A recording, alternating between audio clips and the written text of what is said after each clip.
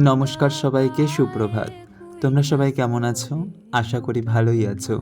আমিও বেশ আছি। দেখো, অনেকটা আনন্দে আছি। আজ রানার বাড়ি, রানা মানে হচ্ছে আমার বন্ধু, সে কোন্নগরে থাকে। রানার বাড়ির আ মৌনী অমাবস্যায় মায়ের পুজো। তো সকালবেলা আমরা জল ভরতে গেছিলাম আর গঙ্গা নিমন্ত্রণ করতে গেছিলাম। তো সেটার কিছু ভিডিও তোমাদের সাথে শেয়ার করলাম।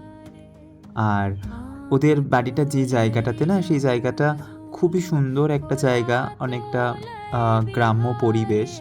আর অনেক পুকুর আছে, ঝিল রয়েছে।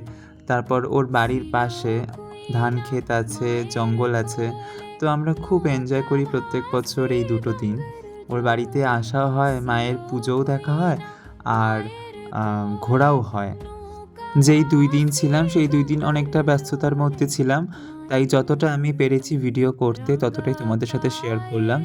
আর আমার পাশে কিছু ছোট, ছোট ভাই-বোনেরা ছিল, ওরা আমার এই ভিডিওগুলো করে দিয়েছে।